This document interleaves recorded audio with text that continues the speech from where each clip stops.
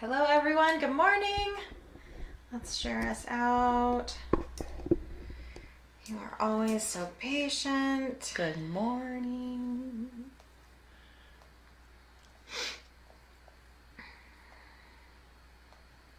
Oh, where are we? It always takes a second. There we are. Maintaining autonomy. This is going to be a very juicy conversation.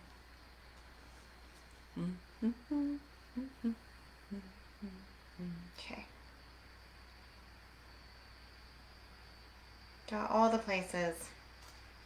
Good to go. Good to go. All right. Good morning. Good morning. Welcome to Braveheart Conversations. I am Jillian Aurora, and this is my lovely co-host, Marie Wallace. Hi, guys. Hello, hello. And this morning we are going to be talking about maintaining autonomy in a relationship. And as you all know, we have been talking about building healthy relationships and all the pieces and parts that go into that. And maintaining autonomy is something that I see go awry for many people due to a lot of conditioning and programming that we subconsciously hold on to that many of us just really don't understand that it's damaging. So I would love to just get into some of this nitty gritty because I think that this will give you a much better shot, gives all of us a much better shot at having long-term healthy relationships that are built on choice to be together instead of needing to be together. And this is where autonomy is super, super important, because if you want a relationship where you both simply desire to be in the relationship and it's truly based on wanting to be there, not needing to be there, then autonomy has to be present. It requires both people to have some level of independence. So let's jump in. I want to give, I guess, a little bit of backstory why I feel this is a common catch. And the reason is I hear many women who will say, like, very confused, right? They're like, I don't understand. I just got out of this very toxic, abusive, codependent relationship, and my self-worth is in shambles.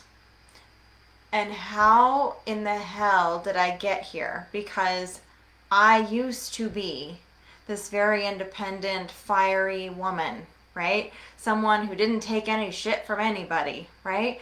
And how did I get from there to being this person I never imagined that I would be? Someone who stayed in a relationship and tolerated and settled and did all these things that never used to be me. How do we bridge that gap? How did that happen? So, in deconstructing that, autonomy is this very important piece that we have often perceived that in a healthy relationship, we share everything and we give up all of our independence. And what we end up doing in that is we end up actually giving away our personal authority. We end up giving away our ability to make our own choices. And we end up in a relationship where it's very difficult to get out of because we end up needing that person. We've enmeshed ourselves so completely with the other person that even if it's become very toxic and unhealthy, we see it's very hard to untangle ourselves from it.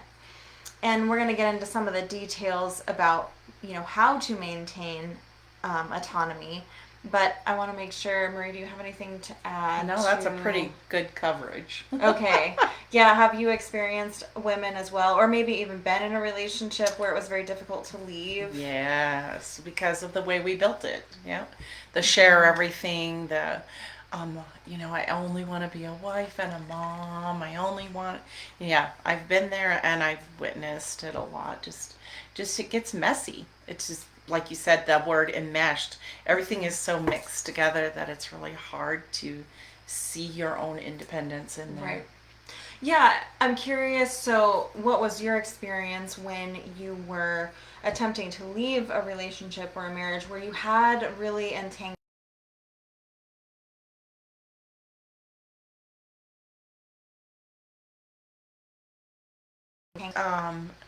The basically the financial piece was very scary, doing something on my own because I had two children. It was also um, figuring out how to be, because I was a very independent person, right? And where we had shared everything, accounts, all of that, and that makes it very difficult to try to separate and say what's your breaking up a family, um, the old paradigms of women should be the person that takes care of the children and be home and all that good stuff. Is that is that what you're asking? Yeah. Yeah. What There's a whole fears lot of came up for you when you thought about leaving or untangling yourself? one. I think the number one is, can I parent alone? Mm-hmm. Can I be there for my children in the way I could? The financial piece, definitely. Where are we going to live? How am I going to maintain things? Because you get used to living a certain way, and I had to tear down some paradigms of getting assistance, because that was very taboo, getting any kind of assistance, and there was a lot of shame and guilt about accepting it. And then there was also all the paradigms of that everyone in the getting assistance is abusing it, and that, and so there was a lot of different programmings that I could see popping up, and the pride that I held, like, oh, I can do this all by myself. I don't need assistance from anyone. And so thinking that independence was meaning that I had to do it all by myself with no help. Mm-hmm. Mm-hmm. How about Yeah. So I had two very unhealthy relationships, but very, very different relationship. And so in the first one, the enmeshment that showed up was more me giving of my own resources to the point that they were reliant and dependent on me. Oh, yeah. And that's a whole different dynamic. Still that same principle of feeling that a healthy relationship means, if you love someone, you give everything of Sure. yours, right? And even if they aren't contributing anywhere near that amount, or at all, you still owe it to them. Sure. And so I put myself in a really, really bad situation financially, where I was accumulating a lot of debt trying to take care of two people. Meanwhile, there was addiction and things that were happening in that relationship too. So that was another money suck, right? Right. And so in that relationship, I was giving up a lot of my financial autonomy, and then it was very difficult to break that enmeshment, to unravel it, because I felt guilty. Sure. Because this person is reliant on me, right? So that was a Right. whole different unraveling, because I had to reclaim myself and my financial autonomy, and I also had to watch that person um, really have to suffer the consequences of their own Yeah. actions in a way that it was very hard to watch. So that was one relationship. And that's emotional autonomy too. For sure, yeah. And I was taking responsibility that wasn't mine. There was that Sure. kind of Yeah. enmeshment.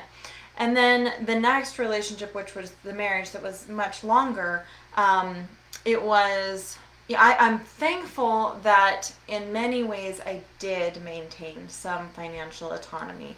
Um, I'm really fortunate that I still maintained my own bank account. I still maintained my own savings account. I still had my own job and line of work.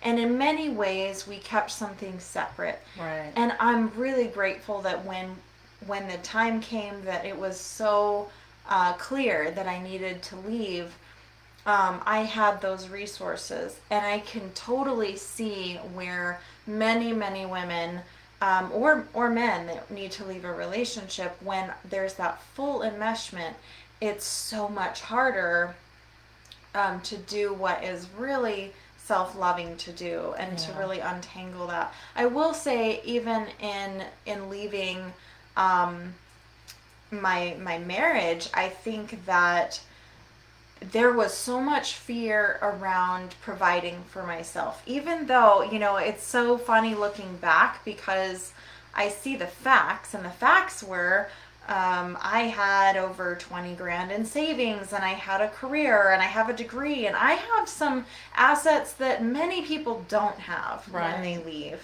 And I would say it was almost an insurmountable fear that I wouldn't be able to take care of myself, or that I wouldn't be able to give myself the lifestyle that he could give me. And he would say that Oh over and yeah. over. You'll never be That's able to adding to the travel. You'll condition. never be able to have, this lifestyle.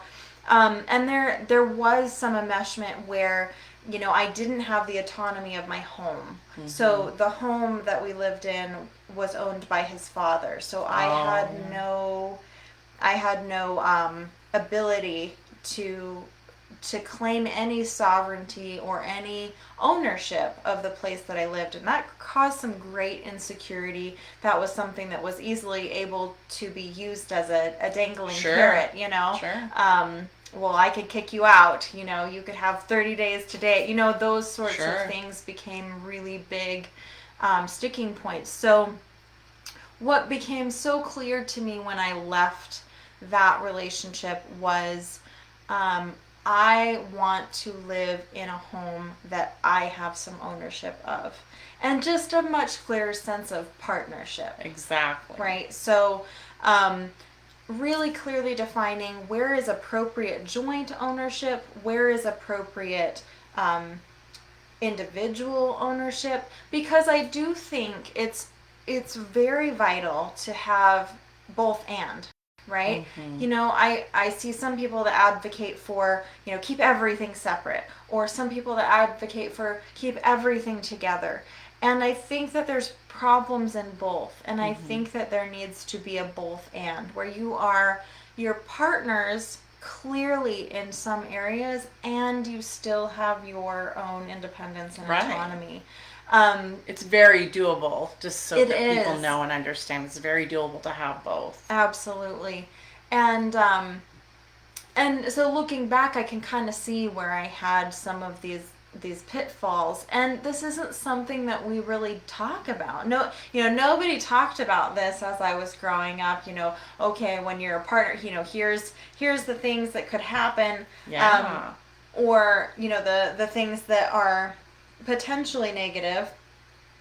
As a mediator, I also get to see a whole other side of the picture, because I see relationships that dissolve, and I see the very practical um, resources that fall on one side or the other, or how things dissolve, and you get a real clear picture of how it could have been set up, maybe more fairly, Yeah. or especially people who give up their earning power. I Exactly. see a lot of relationships where they've decided, one person is going to stay home and take care of the kids in the home, and the other person's going to work on their career, and that works only if the relationship stays together.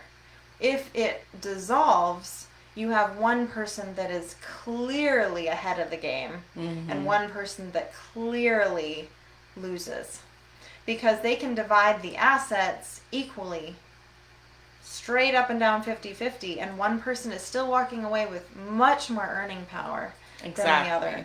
So, I think we get to be much more conscious and much more intentional about how we choose to maintain our own personal health, our own personal independence as we walk in our relationships. Not that we're planning for them to dissolve, but I believe that two people being independent and able to care for themselves actually contributes much better to the health of the relationship. It allows each person to feel that safety Mm-hmm. in order to make choices, right? So you're Yeah. not making those choices out of fear. You're Mm-hmm. making those choices out of absolutely, I'm making this choice because I feel Mm-hmm. empowered to make Yes. it.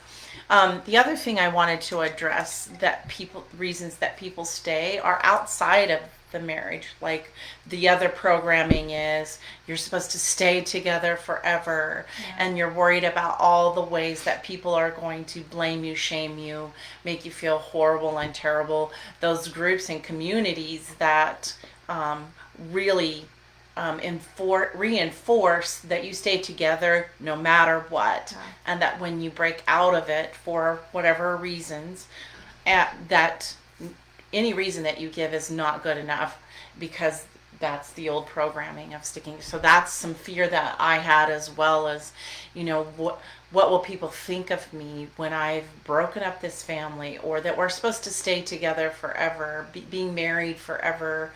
But I hadn't set those up for success either. And both of them were very addictive relationships too. So that was taking a lot of resources that felt very unfair to me, to my family, because those were resources we couldn't use because they being consumed over the top. Yeah, and that's a big problem I see in many women who struggle with husbands with addictions, because you do have like this drain out the back door, right? So if sometimes out the front door. If you imagine this cup and it's got a big hole in the bottom, I can be pouring and pouring and pouring, and I can be doing so much work, and it's all for nothing, because it's all just spilling out the bottom. And some of those relationships are exactly like that. That causes a lot of fear too. Oh yeah, for sure. And so I do want to address, what you just said about, staying no matter what. And we addressed this too in one of our recent podcasts about commitment. Mm-hmm. And what I like to say is, reminding people they can choose whatever they want to choose. And either your standards and your values are non-negotiable, or your relationships are. You can't have it both ways. If a woman tells me I will do anything except leave this relationship, then I realize she has made her decision to stay in the face of anything, which means verbal abuse, financial abuse, physical abuse, sexual coercion, all the things, right? If someone says I'm not willing to leave no matter what, that no matter what comes with a very big cost. And we're allowed to make whatever choice we want. You are the ultimate decision maker of your life. I am the ultimate decision maker of my life, and I made that choice for a while. I was a no matter what girl for years, and it cost me a lot, and it created a lot of suffering in my life, and unneeded, very unneeded. So I think that it only benefits us to have more clarity about the choice that we're making. So, if you choose to stay no matter what, then acknowledge that you are saying, this relationship is non-negotiable. Therefore, my standards and my values are negotiable. It's one or the other, and that can be a really tough truth to come to terms with. But that goes back really into our commitment topic. So when we're getting into the autonomy piece, there's a couple of different areas that we're talking about, and I think we've touched on a couple of them. Financial is obviously huge. Maintaining your own bank accounts and your own assets, and not carrying guilt that you own those individually, instead of feeling obligated to share everything. I think that we get to undo some of this conditioning that everything is owed and everything must be shared. Right. I think we get into problems when we're in relationships that demand those things of you, instead of actually celebrating your own independence and celebrating your own assets and success. This is something I really would love to see flourish more in relationships, where we celebrate that each other has independence, and we celebrate that each other has their own successes, and that it's not something that we have to be jealous about or demand that we share. And celebrate that we don't need each other. Yes.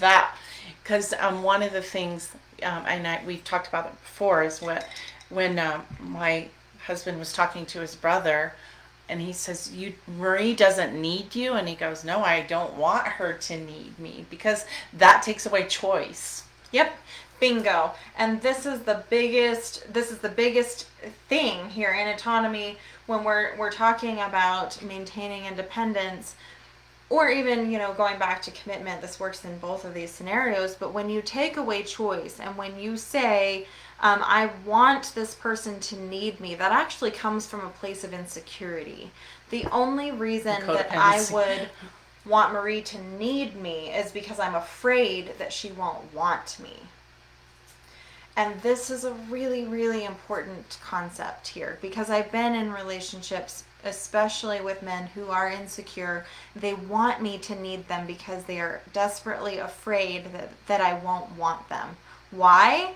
Because generally there's some level of mistreatment and abuse going on. And so it's very easy to get a partner to tolerate unacceptable behavior if they need you. So that's a dynamic that's really, really important to understand. And so maintaining your I keep wanting to say anonymity, your autonomy, maintaining your autonomy is really important because it also maintains your choice. And this means, to me, that is what true love is when two people are genuinely staying together because they want to, not because they need to, not because they have to, but because they genuinely want to be there. And actually, it makes you feel safe and secure. Absolutely. I think it makes me feel very safe and secure. Mm-hmm. And the only reason that we would actually ever seek to secure someone's need of us is so that we can mistreat them, so that we can get away with things that we shouldn't be able to get away with. So I hope you're making that connection here, because there's really no reason to make someone need you. Hi, Abby. Good morning, Abby. Yeah, so financial autonomy, I want to make sure we cover a couple of areas.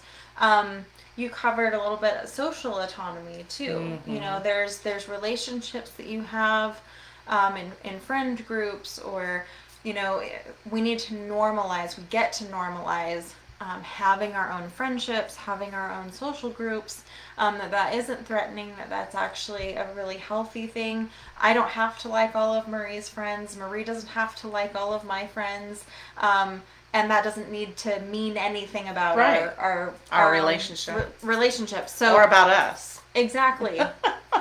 Our careers, really important as well. I think that it's been normalized for one person to give up their dreams or their career path for the sake of someone else's. I think this is dangerous territory. We get to celebrate each other having successful career paths, or I say career, it doesn't have to be an actual career, but what is your creative genius? What are your dreams? No one should really be sacrificing their dreams for someone else's. And this goes back to a concept that we've talked about many times, which is the purpose of a relationship is a container to empower and encourage you to be the best version of yourself, to support your calling, to enhance your calling, not to diminish it, not to get in the way of it. So I think we really get to reevaluate any relationships that are taking away from you as a person, taking away from your ability to accomplish your dreams and pursue your calling. We get to question those relationships, and we get to decide, is this working or is this not? Is this a relationship that gets to adjust and change? Because I think that it is too costly to sacrifice your individual health for a relationship. Because what happens is when we prioritize the relationship above the health of each individual, is we end up having no relationship. It's an illusion of a relationship if you have two people that are not truly healthy or living at their highest potential. That isn't a healthy relationship. So a healthy relationship is two healthy people that are enhancing each other. That And not is manipulating. that is that's the purpose of a relationship. So do you have anything more to add to I that? did. I think I just lost it. Oh. I do think that that's where our creative genius can come into. I've seen people make things happen in very creative ways to help each other thrive, right? So it is very possible. There's very rarely a time where it's an either or. And so just to think about that, there's possibilities. But I also wanted to talk a little bit about intuition when and we'll probably get there, but mainly that when you start feeling that your choices are being infringed upon and you get that niggle. Let's say that you feel that some right you have has been violated and you feel encroached upon, and you get this, or you have this really big negative reaction, and then all of a sudden you go and you dismiss it. And it's probably that you are giving up something for the sake of either not wanting to rock the boat or cause a problem or lose the relationship. You're working in that fear territory. So using your intuition as a guide to know when your autonomy might be being violated, and just taking a look at it. Because if I overreact on something, I'm trying to think of an example at the moment, but I can't think of an example. But do you understand what I'm asking? Totally. Yeah. Yeah, when you start to feel pressured to Pressure, give up that's something. it. Yeah. Maybe it's pressure for sex or pressure for money Giving or up a friend. giving up a friend. Oh, that's a good one. Yeah. Like competing time, that's a big one. Being mad, feeling like your partner is mad that you're spending time with a friend versus Or the time gym. with them, or well, yeah, that's a big one. Competing. The gym, or a mentor, or a job. Things that actually are adding to you. And when a partner is mad that you are spending time bettering yourself instead of with them, that can be a really big red flag. Also, I like to gauge the defensiveness that comes up. Oh, yeah. So if you make something known that you want to better yourself in some way, or you want to invest in yourself in some way, and you get defensiveness from your partner, and you get resistance from wanting, and really that person is hindering you from bettering yourself. That's a red flag. If you find that you are scared of communicating, that you want to do something because you're afraid of their reaction, that's another red flag. I've seen a lot of women that flag comes up when they want to get an education or want Yes. to read more and grow more. So yeah, I see that because they're again the fear of losing them or not being able to that she'll get wise Yep. wise and leave. And this is a really big red flag because in a healthy partnership, we only celebrate each other getting better, smarter, fitter, healthier, Make more money more faster. educated. All of these things, we should always be celebrating in our partners. And if that celebration isn't there, then that's a red flag that there's more ownership going on than there is actually enhancing and Yeah. encouraging and empowering. Well, like Joe will say, you can make more money than me. I don't care. Go for it. I think that's because that's some programming too, right? That women often get is you can't make more money or do anything that makes that other person feel insecure. And so I like the fact that it's okay and he celebrates that every time, or every time I grow more or shine. So if I'm shining and they're not, with me in the spotlight clapping for me, that's a good sign too. And that really goes with any friendship, any relationship yeah. at all. That it's not about competition. It's not about ownership or jealousy or possessiveness. It's about really celebrating each other's freedom and really cherishing and valuing each other's freedom and their power. You know, your power doesn't threaten mine. Right. No one's power threatens mine. I want them to be more powerful, better versions of themselves. And if that isn't what's coming up for me, then I really need to do some introspection and see where my insecurity is. Why do I feel insecure about someone else having more power? And where am I giving up my power? Sometimes I'm the one that's just going, here, you take this away from me. Yeah. Yeah, absolutely. Yeah. All right, well, I think we are about at time. That was fast I today. know, it did go really fast. Is there any final thoughts that I guess I want to run through each category? Please. So yeah, there's the financial autonomy, there's career or creative autonomy, there's social autonomy, Emotional autonomy. emotional, physical autonomy. You get to do what you want with your body. You get to put in your body what you want to put in your body. All of these areas are autonomy, where we often decide once we get into a relationship, even if we've been a very independent individual, we get into a relationship and we go, okay, now these are all joint decisions. And they are not all joint decisions. There are some things that you get to make as joint decisions, and then there are lots of things that are still only your decisions. Your body is only your decision to do what you want with. You will have some resources that are your resources, and there's nothing wrong with you saying that they are your resources. And you will have some shared resources, and you get to do what you want with your brain and with your time and with your attention. Those are all things that are still your decisions to make, even if you're in a relationship. No one gets to stake claim over those things. So that was pretty yummy. Yep. That, I think, is the crux of overarching what we're getting at. And then also repeating, it is very possible to be autonomous as well as be in a relationship. Definitely. I really honestly believe that the best relationships are two people who are fearless in their autonomy and celebrate each other's autonomy. That is a truly secure partnership. Alrighty. Well, that was some juicy stuff. Yes, next time, let me see. Where are we at? We are coming up on episode 100. Can you believe that?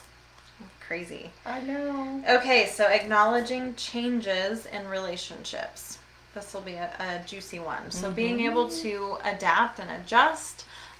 This is a really, really important life skill, no matter what you're doing and what's going on in your world. How to navigate the crazy. Yep, it is very, very important to know how to adapt and roll with the punches. So, yes, changes in relationships. Love you too. Yeah. Yes, love you, Abby. It did go super fast. Okay, announcements. We are coming up on our Warrior Goddess Retreat. There's more information up online. If you visit jillianaurora.com, click on Signature Programs and Warrior Goddess Retreat. If you enjoy our podcast, I think that you are likely to very much enjoy our retreat. We will be talking a lot about unraveling gender programming. I like to look at, all of my unapologetic work as very specific, right? Life specific. And the Warrior Goddess course is a much broader view. We'll be taking into account some historical perspectives about why we are where we're at today in our gender programming and our gender conditioning, and what has guided us there, where we want to go from there. So it's a very broad perspective, and how we as women will be reclaiming our authority and our divinity, because for a long time there has only been a masculine version of God, right? We hear God, but we don't hear any feminine reference to the divine. And I think there's been some lost along the veins of history. And so we're going to reclaim some of that. So if you're interested in any of what I have shared, please go visit the website, check it out.